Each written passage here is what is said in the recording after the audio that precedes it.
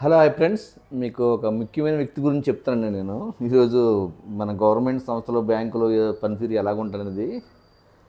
సుబ్బిరామిరెడ్డి గారండి. ఈయన వైజాగ్ అండి, మాజీ ఎంపీ, ఈ రాజకీయవేత్త, మంచి పారిశ్రామికవేత్త అండ్ సినీ నిర్మాత, మంచి కళా పోషకుడు అండి, మంచి దైవభక్తుడు, శివభక్తుడు ఈయన, మంచి దైవభక్తుడు అండి ఈయన.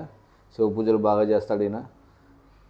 వ్యక్తిత్వంగా చాలా నిరాడంబరంగా ఉంటారండి, ఆడంబరాలకు పోడు. ఇవన్నీ ఊహితండి బాగానే ఉన్నాయండి. ఈయన ఇప్పుడు ఏంటంటే బ్యాంకులను ఎంత ముంచాడంటే 8,100 కోటికి ఐపీ పెట్టాడండి ఆయన. నేషనల్ కంపెనీ ట్రిబ్యునల్లో ఎన్సిఎల్టీలో ఆయన అప్లై చేసుకున్నాడండి ఆయన. నేను కంపెనీ దివాలా తీసింది, ఎత్తేస్తున్నాను, నేను అప్పు తీర్చలేను అని చెప్పి పెట్టాడండి ఆయన.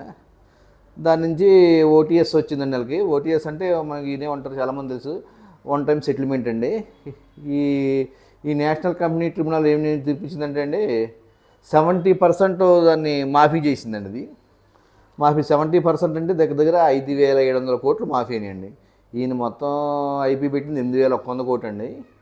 ఈయన మాఫీ అయింది 5,700 కోట్లు మాఫీ పెట్టిందండి. అది మాఫీ చేసింది కోర్టు. ఇంకా కట్టాల్సింది 2,400 కోట్లు ఉంది. ఇంకా Canara bank, IDBI, Punjabi national bank ఇలాంటి ప్రముఖ 4-5 బ్యాంకులు తీసుకున్నాడు. మొత్తం 4-5 బ్యాంకులు ఉన్నాయి. నాకు తెలిసింది కెనరా బ్యాంక్ ఒకటి, ఐడి బ్యాంక్ ఒకటి, పంజాబీ నేషనల్ బ్యాంక్ ఒకటి, 4 బ్యాంకులు ఉన్నాయండి. ఈ 4 బ్యాంకుల నుంచి ఈయన మొత్తం మీద 8,100 కోట్లు అనమాట. దాంట్లో తీసేస్తే 70% తీసేస్తే 5,700 కోట్లు చేస్తే 2,400 కోట్లు ఈయన కట్టమని వన్ టైం సెటిల్మెంట్ చేసుకున్నాడండి ఈయన. ఈయనది గాయత్రి కన్స్ట్రక్షన్ కూడా ఉందండి. ఈయనకి గాయత్రి కన్స్ట్రక్షన్ ఉంది.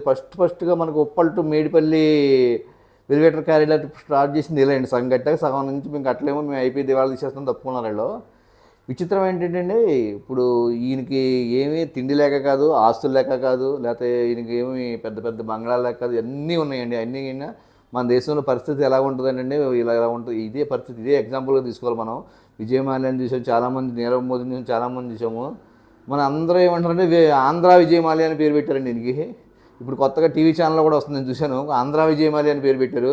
8,100 కోట్ల నుంచి 5,700 కోట్లు తీసేస్తే అండి మాఫీ చేసినట్టు బ్యాంకు అండి. సామాన్యుడు ఏమైనా రైతు రుణానికి వెళ్తే ఏది ఎవరండి ఇది?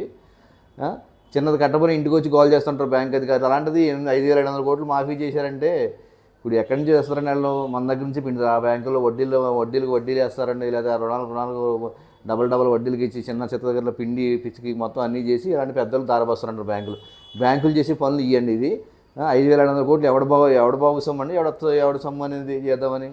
ఇది పరిస్థితి, పెద్దవాళ్ళ పరిస్థితి. బ్యాంకులు అధికారులు వాళ్ళకి అలాగా అనుకూలంగా ఉంటాయి అనమాట అండి. సామాన్యుడికి ఏది అనుకూలంగా ఉండదండి, పెద్దవాళ్ళకి అయితే అందరికీ అన్నీ అనుకూలంగా ఉంటాయి.